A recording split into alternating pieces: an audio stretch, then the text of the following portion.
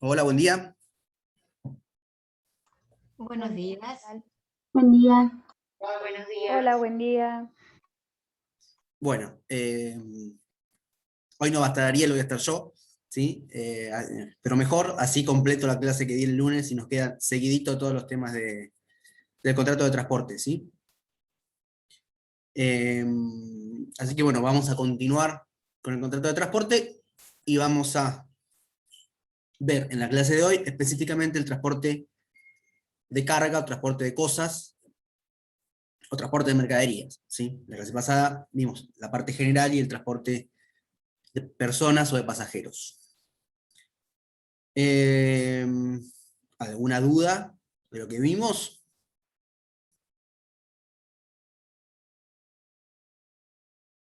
No, bien. No, profe. Perfecto. En lo que es transporte de cargas, nosotros habíamos visto las partes del contrato de transporte: cargador o pasajero, transportista o porteador, ¿sí? El transporte de cargas tiene una particularidad respecto de las partes del contrato, que es que además del cargador y el porteador o transportista, hay un sujeto, un tercer sujeto, que es el destinatario, ¿sí? Destinatario que no es parte del contrato al momento de la celebración del contrato, es decir, no es parte originaria del contrato, pero que sí adquiere derechos y obligaciones del contrato, podríamos decir que se transforma en parte del contrato, a partir de la recepción de la carga o eventualmente del cumplimiento del plazo para la entrega de la carga, si es que la carga no es entregada en el plazo, y el destinatario efectiviza el reclamo al transportista por la falta de entrega de la cosa, ¿sí? A partir de allí, los derechos y obligaciones del contrato pueden ser ejercidos por el destinatario, ¿sí?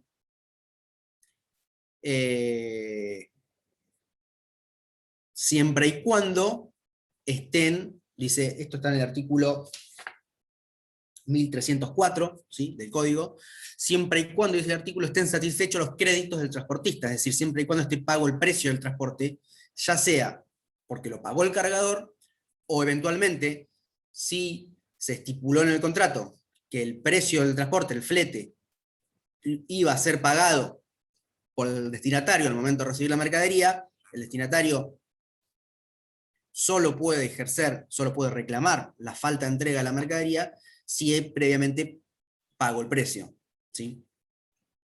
Eso es el 1304. Después vamos a ver cuáles son, cuando veamos derechos y obligaciones de las partes, que es lo que vamos a ver a continuación, cuáles son los derechos y obligaciones que nacen para el destinatario, ¿sí? Hasta ahí vamos.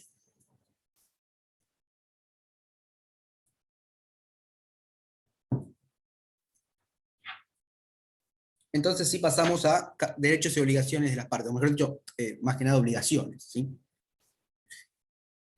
En primer lugar, las obligaciones del cargador, ¿sí? Una aclaración, ¿sí?, respecto de las partes del contrato. Salvo, por ejemplo, un contrato de transporte relativo a una mudanza, por decirlo de alguna manera, una mudanza de muebles, ¿sí? Un contrato, un flete para transportar muebles de mi propiedad de un lugar a otro, ¿sí? Muebles en sentido amplio, ¿sí? Pues un auto.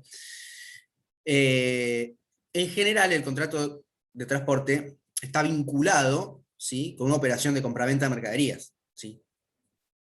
En general, la mayoría de los transportes de mercaderías están vinculados a un contrato de compraventa, ¿sí?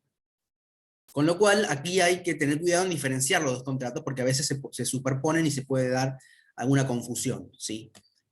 En el contrato de mercaderías, ¿sí?, de compraventa de mercaderías, las partes pactan cuál es el momento de transmisión del riesgo, ¿sí?, se llama así, transmisión del riesgo por la pérdida o deterioro de la mercadería, ¿sí? Cuando, a ver, estamos hablando del contrato de compraventa de mercaderías, cuando el contrato de compraventa de mercaderías incluye trasladar la mercadería de un lugar a otro. ¿Sí? Si yo voy a un local y la compro, ¿sí?, está claro que ahí el momento en donde se opera la transmisión del riesgo del vendedor al comprador es con la entrega de la cosa. Pero cuando yo compro mercadería,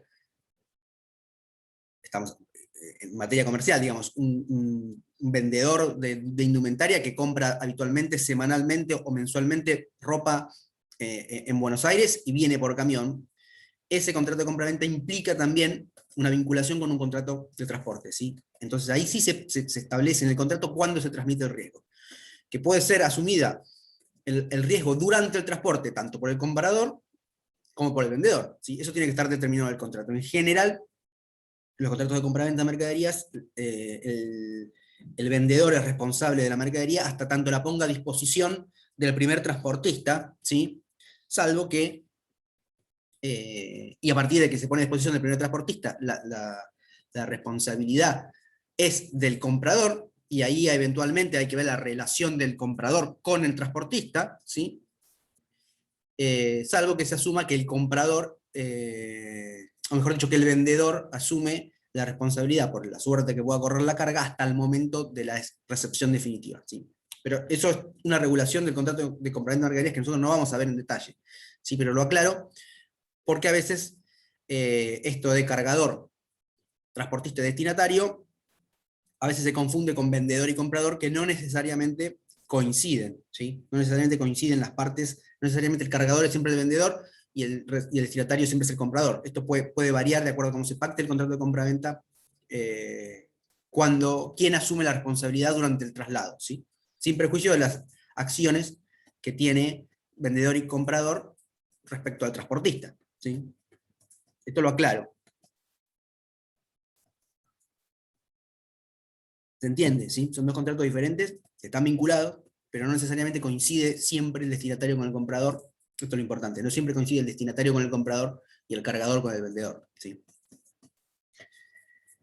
Dicho esto, sí pasamos a las obligaciones del cargador. Las obligaciones del cargador, enumeradas todas en el 1296 del código, habla de, en primer lugar, declarar el contenido de la carga. Como vimos en la clase pasada, es bastante simple la comprensión del funcionamiento del contrato, ¿sí? Las obligaciones son declarar el contenido de la carga, identificar los bultos externamente, presentar la carga con el embalaje adecuado, ¿sí? Fundamentalmente cuando son cosas, mercaderías frágiles o sujetas a fácil deterioro, ¿sí? Indicar el destino del destinatario, ¿sí? Y entregar al transportista toda la documentación que sea necesaria para, si es que esa mercadería, esa carga requiere alguna documentación especial para autorizar su traslado, entregar esa documentación, ¿sí? Esto se refiere básicamente a aquellas mercaderías, por ejemplo, residuos peligrosos, transporte de combustible, transporte de residuos, transporte de animales vivos, ¿sí?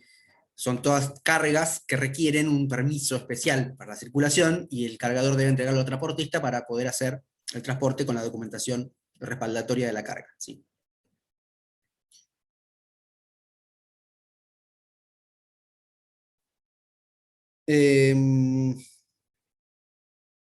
Respecto de las obligaciones del transportista, ¿sí?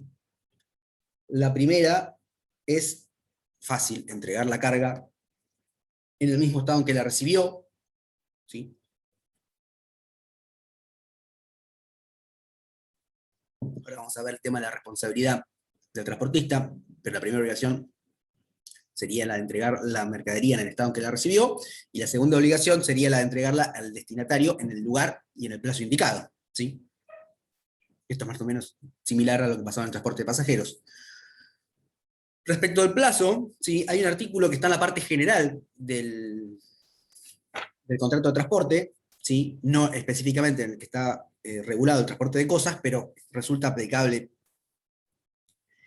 en realidad al transporte de cosas y no tanto al transporte de pasajeros, ¿sí? Que tiene que ver con la sanción por la pérdida, la sanción por el retraso parcial o total en la entrega, ¿sí? El artículo 1285, que está en la parte general, digamos, cuando el capítulo 7, transporte, sección primera, parte general, sección segunda, transporte de personas, sección tercera, transporte de cosas, este está en la sección primera.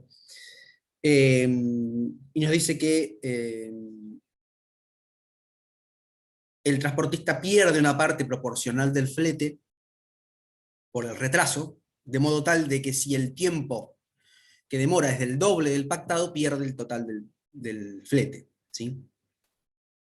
Hay una sanción específica en cuanto a cuál es la consecuencia del incumplimiento específicamente en entregar fuera de plazo, ¿sí?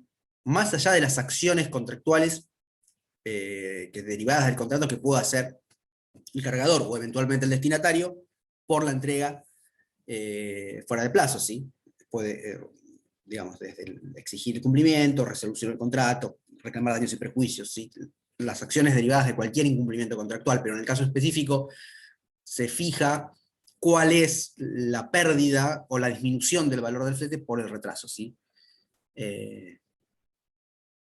Eso tenerlo en cuenta. El resto de las obligaciones del transportista, además de entregar la mercadería al destinatario en el lugar y en el plazo indicado, y de entregarla en el estado en que la recibió, tenemos la de seguir las instrucciones del cargador, ¿sí? O eventualmente quien se subrogue los derechos del cargador. Ahora lo vamos a ver cuando veamos el tema de la carta de porte, ¿sí? Pero por ahora lo dejamos así, seguir las instrucciones del cargador, y comunicar inmediatamente al cargador y solicitar instrucciones para el caso en que se ve impedido de continuar con la entrega. El ejemplo más simple podría ser un corte de ruta prolongado, ¿sí? Que impide llegar a destino en el plazo indicado, o alguna circunstancia, ¿sí? Ajena al hecho del transportista, que impida cumplir con el contrato en los términos previstos, y debe inmediatamente, primero, comunicar este hecho al cargador, o a quien se subrogue por la transmisión de la carta de porte, eso entre paréntesis, informar inmediatamente, pero a su vez pedir instrucciones para saber qué hacer, qué hago con la carga. Mira, no puedo avanzar, o sea, la ruta está cortada, ¿sí? Y va a estar cortada, supongamos que sea, ya sea por un hecho humano o por un hecho de la naturaleza. La ruta está cortada y va a estar cortada, no voy a llegar. Suponiendo que, por ejemplo, la carga se puede perder, ¿sí? Puede ser mercadería perecedera, ¿qué hago? Tiene que pedir instrucciones al cargador, ¿sí?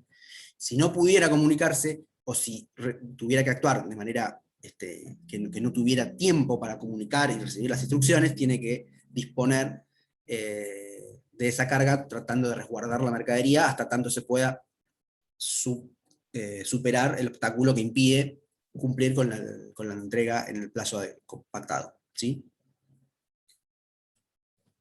¿Se entiende? Es bastante simple, pero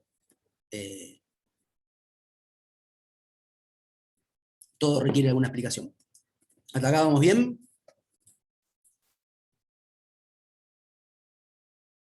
Respecto de la responsabilidad vinculado con la obligación de entregar la mercadería o entregar la carga en el estado en que la recibió, ¿sí? Está vinculado con la responsabilidad en caso de pérdida o deterioro de la mercadería, la responsabilidad del transportista, que por principio general, en materia de transporte, tanto de personas como de cosas, la responsabilidad es objetiva, ¿sí? Es decir, que salvo que se alegue culpa de la víctima, en este caso sería culpa del cargador o del destinatario, culpa de un tercero porque no debe responder, caso fortuito o fuerza mayor, si la mercadería no llega en condiciones, o no llega, o llega rota, la responsabilidad es del transportista, ¿sí? No hay que probar, o mejor dicho, acreditado el daño, ¿sí? La responsabilidad es objetiva. Con una salvedad que tiene que ver con las cargas frágiles, sujetas a fácil deterioro, animales, ¿sí? O transportes riesgosos, ¿sí? Que está regulado en el artículo 1310, y que el título dice responsabilidad por culpa, pero ojo, porque no es que en el caso de cosas frágiles mal acondicionadas para el transporte, sujetas a fácil deterioro, animales o transportes especiales, ¿sí? Transportes especiales, de nuevo, en general son transporte de combustible, transporte de residuos de material nuclear, transportes peligrosos, por decirlo de alguna manera, donde la posibilidad de que sufra un daño durante el transporte es mucho mayor. Animales vivos, por supuesto, digamos, el animal vivo puede morir, puede enfermarse durante el transporte. Las cargas frágiles, ¿sí? Yo siempre doy el mismo ejemplo, medio estúpido, pero el transporte de huevos, ¿sí? Por ejemplo, se agarra un bache un poquito profundo, puede ser un desastre. Entonces, en esos casos, ¿sí? El régimen de responsabilidad, en principio es el mismo. En principio, es objetivo. Aclaro esto. Pero las partes pueden pactar que en esos casos la responsabilidad sea subjetiva y se deba probar la culpa del transportista. ¿Sí? Se invierte el sistema de responsabilidad. Entonces, la responsabilidad es, vamos a plantearlo así, la responsabilidad siempre es objetiva.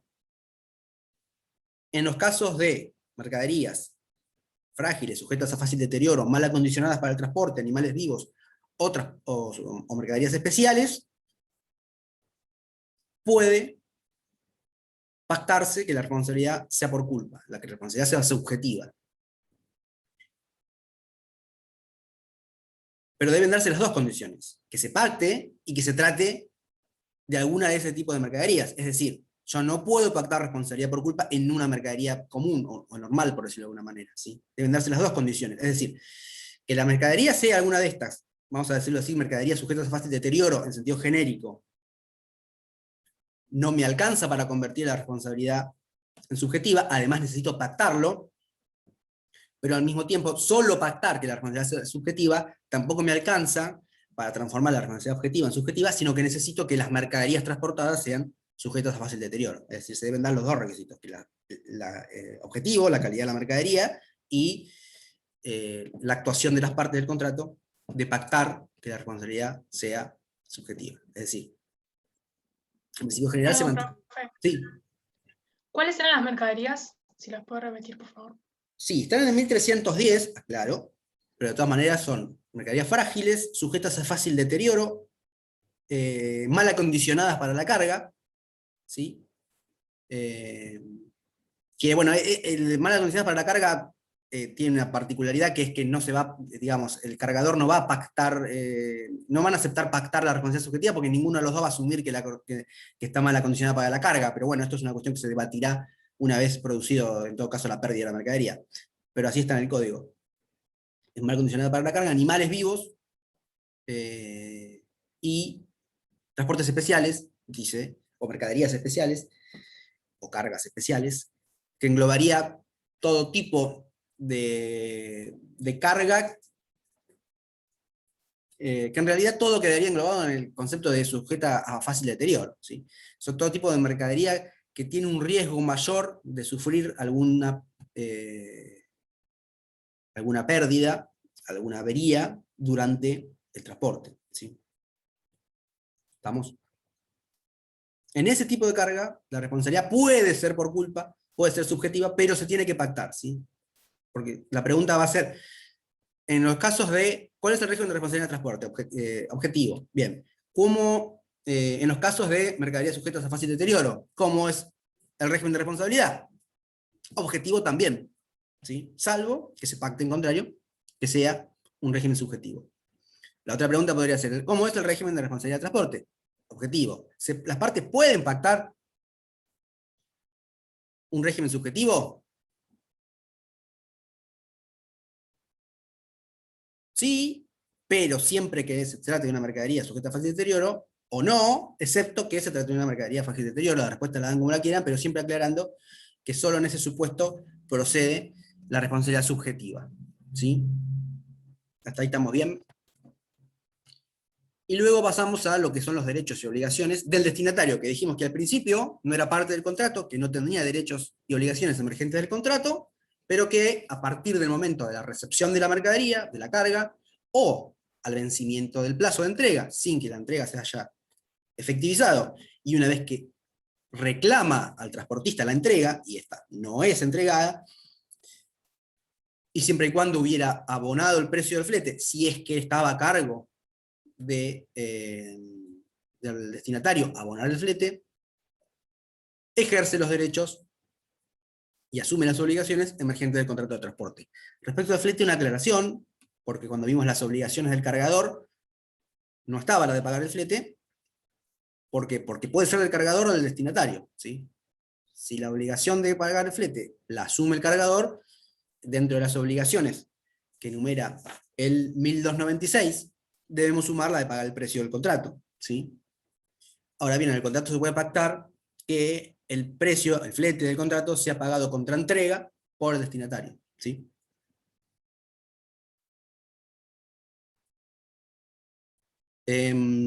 Respecto del destinatario, decía, el artículo 1314 establece el derecho del destinatario de comprobar a su costo, dice el código, antes de la recepción de las cosas, la identidad y estado, ¿sí? Y si existen pérdidas o averías, el transportista debe reembolsar los gastos.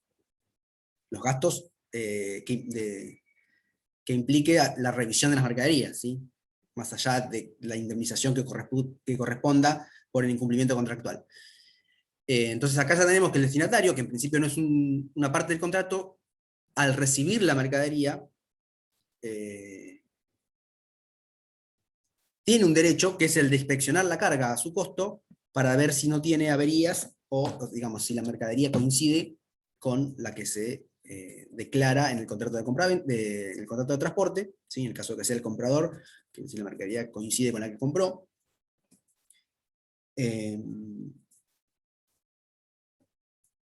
Y luego dice que el porteador, el transportista, puede exigir al destinatario la apertura y el reconocimiento de la carga, y si éste se rehúsa o omite hacerlo, el porteador queda liberado de toda responsabilidad, excepto dolo. Entonces, pasando en limpio. El destinatario tiene derecho a abrir la mercadería para revisar, ¿sí? Para su estado, si coincide, o, digamos, si la mercadería es la misma que está declarada, y si es la misma, si está en el estado en que fue despachada, ¿sí? Pero a su vez el porteador tiene derecho a exigirle al porteador que lo haga, ¿sí? Digamos, es un derecho al porteador, pero a su vez, si el porteador se lo exige, se convierte en una obligación, ¿sí? Porque el porteador le podría decir, mirá, la carga es una carga sujeta a fácil deterioro, puede ser que haya sufrido daños durante el transporte, abrimos las cajas y fíjate, antes de prestar la conformidad. Si el destinatario no lo hace, dice, no, quédate tranquilo, yo recibo las cajas así, después vemos, el transportista se libera, ¿sí? Excepto dolo, dice el código. Con lo cual se liberan más o menos. Excepto dolo del transportista en la producción del daño sobre ese tipo de mercadería, ¿sí? ¿Se entiende esta disposición? Y luego el 1315, que es el artículo siguiente, también nos habla del destinatario y nos dice que la recepción por el destinatario de las cosas transportadas y el pago de lo debido al transportista extinguen las acciones derivadas del contrato, excepto dolo, de nuevo, y solo subsisten las acciones por pérdida total o parcial o avería, no reconocibles en el momento de entrega, las cuales deben ser deducidas dentro de los 5 días posteriores a la recepción. ¿Sí?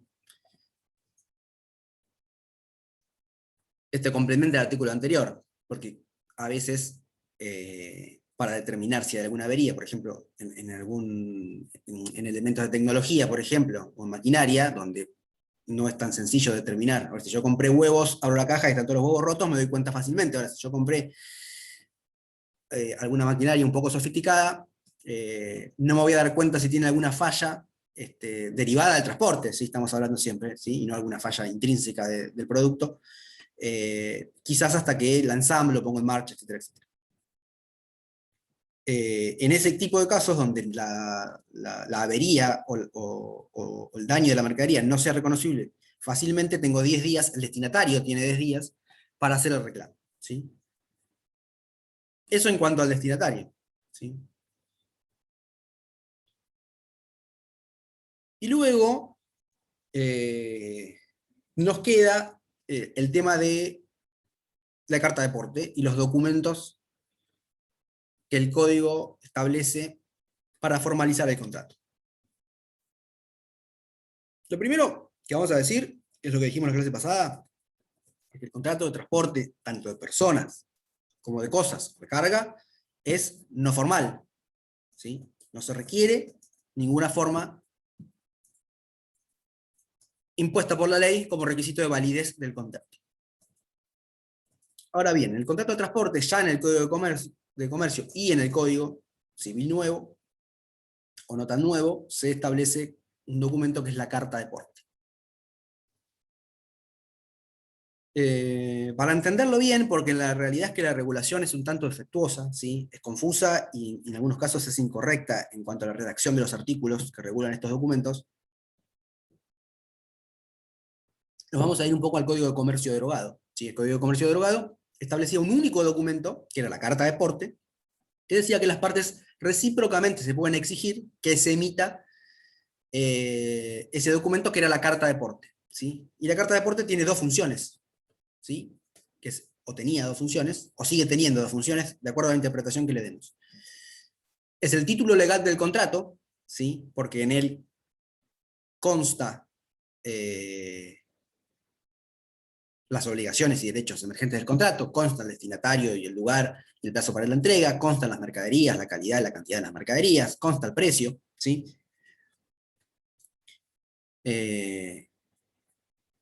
Entonces es el título legal del contrato, y después vamos a ver su valor probatorio, o mejor dicho, lo vemos ahora si quieren. El artículo 167 del Código de Comercio, derogado, claro, establecía que si se emitía carta de porte, porque no es obligatoria la emisión de la carta de porte, pero si se emite la carta de porte, se convierte en el título legal del contrato, y todas las controversias que surjan en relación al contrato se decidirán por el contenido, ¿sí?, de la carta de porte, sin admitir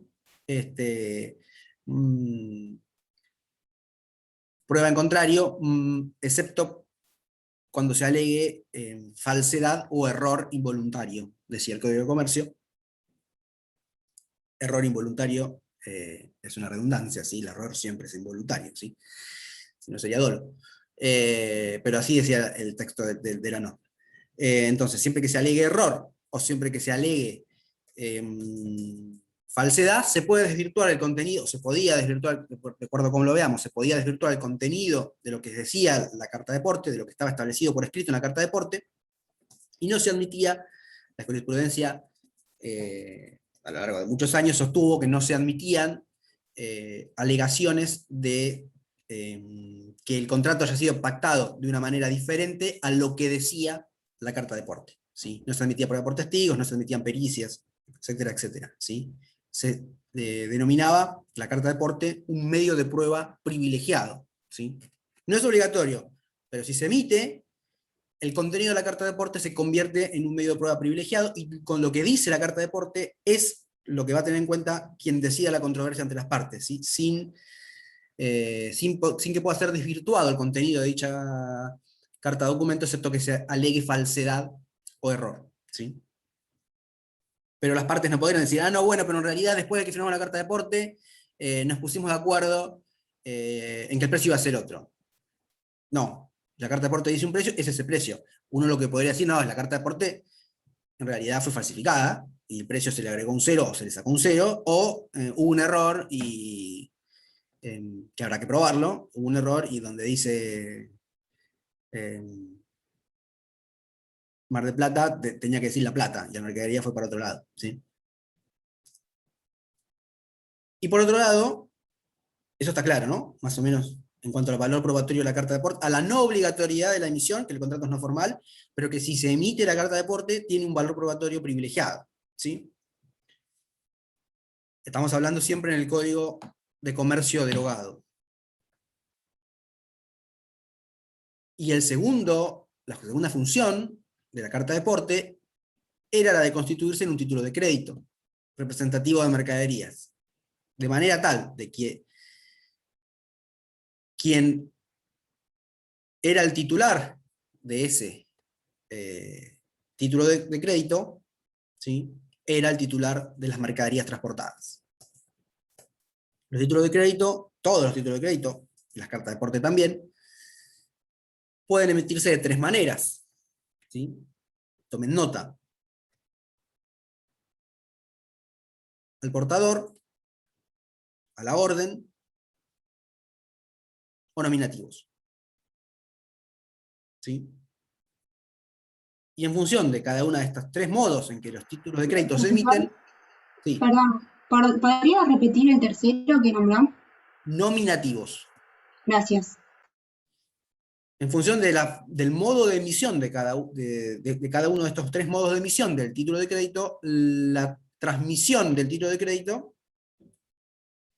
tiene un mecanismo distinto, tiene un mecanismo diferente que va de los menos exigentes a los más exigentes. ¿Sí? Me imagino cuando yo digo al portador, a la orden, al nominativo, a usted lo primero que se le viene a la cabeza es un cheque. ¿Sí? Bueno, esto es más o menos parecido. ¿Cómo transmito un título de crédito al portador? Lo transmito con la simple entrega, con la tradición del título de crédito. ¿Sí? Yo entrego la carta de porte a un tercero, y ese tercero, si la carta de porte fue emitida al portador, automáticamente se convierte en el titular, ¿sí? de las cosas transportadas, ¿sí? Y es quien se subroga en los derechos del cargador, y es quien puede dar instrucciones al transportista, ¿sí? Es decir, puede hacer todo lo que podría haber hecho el cargador, ¿sí? Si no hubiera emitido la carta de porte. Se subrogan los derechos y obligaciones del cargador, con la sola tradición, con la sola entrega material del título. ¿Sí? Cuando el título es a la orden, además de la entrega material, se requiere algo más, que es el endoso. ¿Sí? El endoso es la firma del transmitente al dorso del documento. ¿Sí? Como cuando uno endosa un cheque, un endoso, una carta de porte, emitida a la orden. ¿Sí? Entonces ahí quien recibe por endoso una carta de porte emitida a la orden, de nuevo se subroga, se convierte en el titular de todos los derechos que tenía el cargador. ¿Sí? La tercera opción es los títulos emitidos en forma nominativa, ¿sí? Que ya es un poco más compleja la transmisión. Los títulos nominativos se clasifican en endosables y no endosables, ¿sí? Con lo cual el endosable, además de tradición, endoso, requiere la inscripción en un registro. ¿Sí? El título nominativo tiene nombre, está especificado en el título quién es el titular del derecho. ¿Sí? Requiere la inscripción en un registro, y el no endosable, ¿sí? Directamente no se puede entregar y endosar en el dorso y entregar tan fácil como un título endosable, sino que para su transmisión se requiere una cesión de crédito, una cesión de derechos. ¿Sí? Es mucho más complejo. En general, cuando uno emite un título de crédito,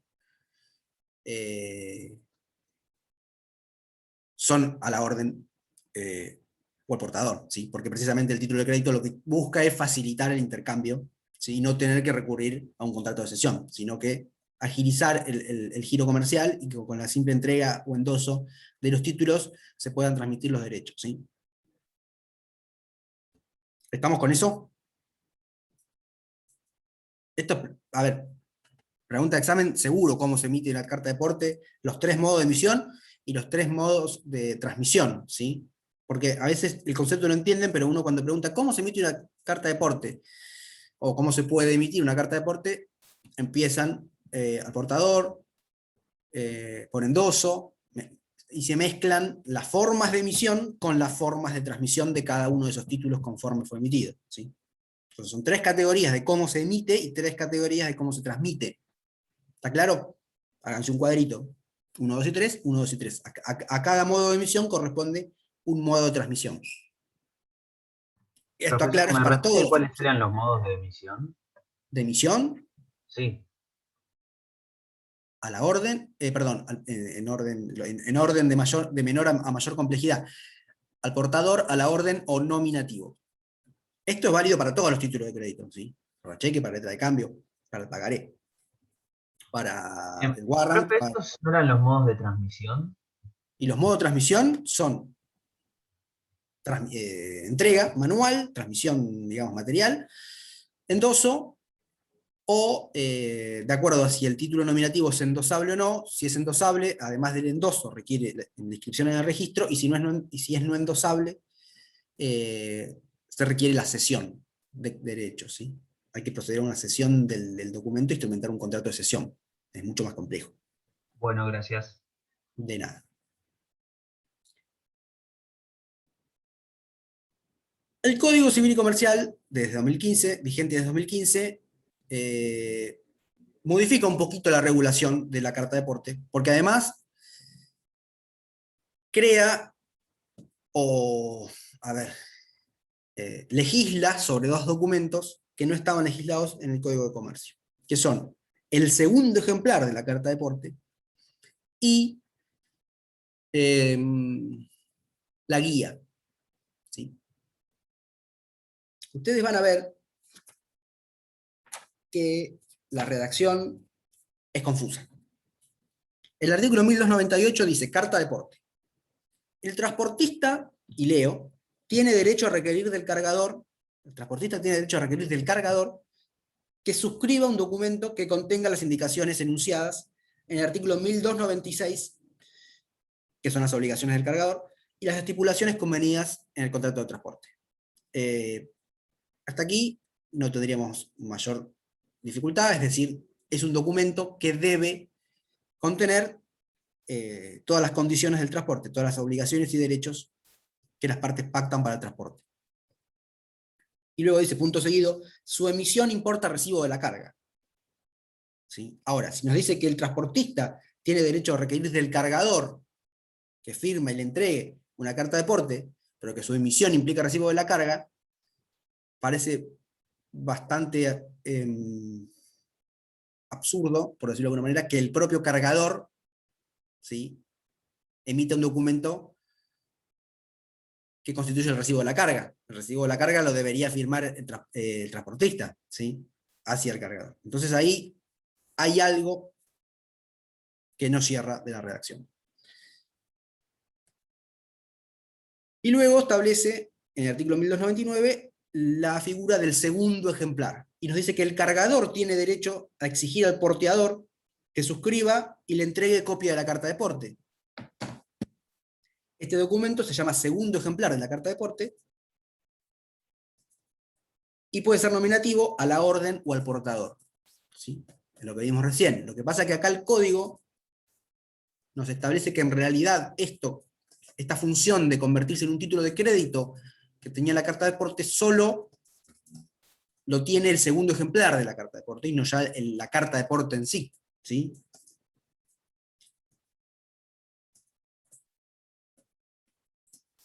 Y luego establece que si no hay carta de porte, el cargador tiene derecho a exigir al transportista que le entregue un recibo de carga. Ahí sí, el cargador al transportista le exige un recibo de carga, denominado guía, con el mismo contenido de aquella.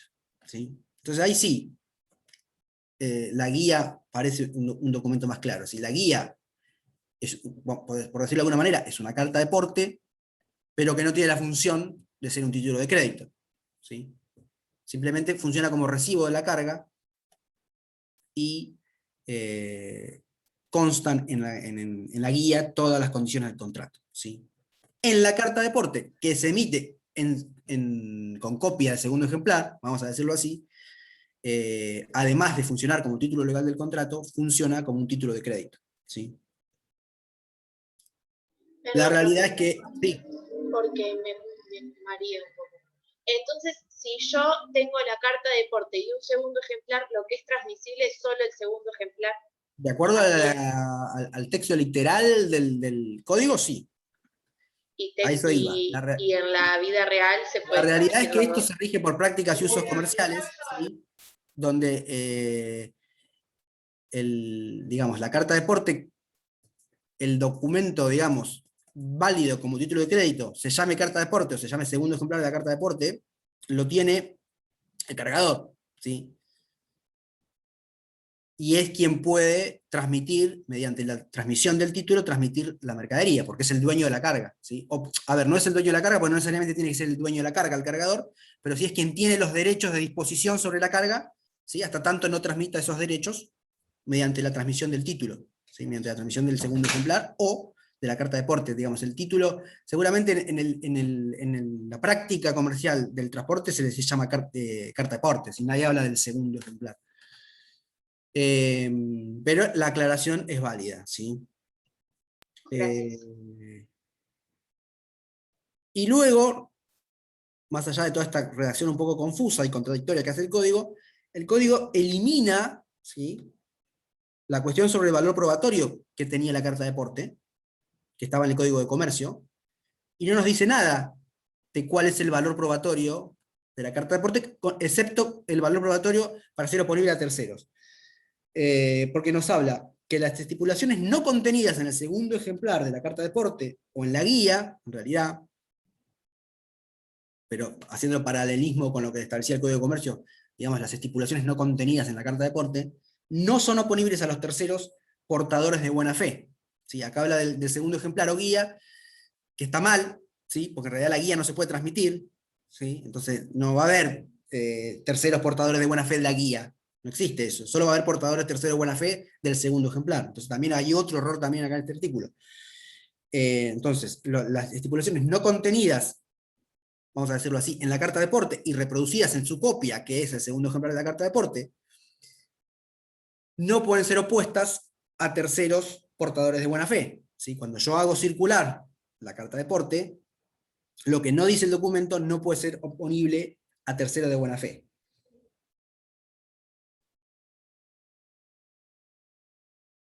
Pero eso es respecto a terceros.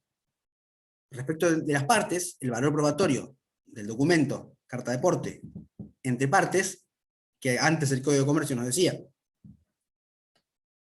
y era así interpretado por la jurisprudencia, que era un medio de prueba privilegiado, ahora ese artículo desapareció, no nos dice nada. Entonces, el contrato de transporte es no formal. Perfecto. Ahora bien, si se emite la carta de porte, como habitualmente sucede en un contrato en la práctica comercial, más allá de que en el contrato de transporte terrestre de granos es obligatoria la emisión de la carta de porte por una disposición de AFIP, ¿sí? Pero hablando en general de la disposición de Código de Derecho, de las posiciones de derecho común, digamos, la carta de porte es facultativa su emisión, pero en general se emite. Ahora, si se emite, ¿se convierte en ese instrumento tan poderoso desde el punto de vista de la prueba como era el Código de Comercio? ¿O no? ¿O puede ser relativizado con otro tipo de pruebas? ¿Sí? El contrato puede decir un precio y mañana una de las partes dice, no, bueno, pero en realidad nosotros nos pusimos de acuerdo que el precio iba a ser otro y tengo testigos para probar eso. ¿Vale eso o no vale? Bueno, habrá que ver, en principio, que dice la jurisprudencia, todo indica que, más allá de que no esté reconocido expresamente en el texto del código, el valor de prueba privilegiada que tenía la carta de porte en el Código de Comercio se va a seguir manteniendo, ¿sí? Y va a ser muy difícil desvirtuar el contenido por escrito de la carta de porte con otros medios de prueba, ¿sí? ¿Estamos hasta ahí? Bien, bueno, y con esto terminamos. A ver, como ven, el contrato de transporte de carga tiene un poquito más de complejidad que el contrato de transporte de pasajeros. No deja de ser un contrato relativamente ameno, ¿sí? Si quieren, para estudiar, en comparación con otros, ¿sí? Y con esto terminamos, si no tienen más preguntas, terminamos transporte, ¿sí? Profe, me queda una sola pregunta, Sí, que capaz la tengo escrita pero no bien ordenada. Cuando dijo que la carta de porte tenía dos funciones, una sí, era ser el título legal del contrato y la sí. segunda yo fui anotando la emisión, la transmisión, pero no sé si esas son funciones también. ¿Cuál sería la segunda función que tiene la carta de porte? La función es constituirse en un título de crédito representativo de mercaderías, ¿sí? Es constituirse en un título apto, ¿sí? Para transmitir esa mercadería, para negociar la mercadería transportada, ¿sí? Dentro de esa función están las tres categorías de emisión y están las tres categorías de transmisión, ¿sí? Muchas gracias. Bien. Para un examen, hipotéticamente oral, pero también podría ser para un examen escrito, sea a desarrollar un multiple choice, porque todavía no sé cuál va a ser la modalidad de examen. Carta de aporte es un tema, carta de aporte en general, digamos, carta de aporte incluyendo guía, incluyendo segundo ejemplar. La responsabilidad objetiva y subjetiva, si procede o no procede, es un tema. Y no mucho más, ¿sí? Porque obligaciones de las partes también se puede preguntar, pero digamos, no requiere complejidad para prestar atención, ¿sí? Así como en el transporte de personas, la cuestión de la responsabilidad por daños sufridos a la persona y eventualmente la responsabilidad por el equipaje también es lo que tiene un poquito más de desarrollo. El resto es bastante sencillo, es obligaciones y derechos de las partes, las caracteres del contrato, las partes del contrato,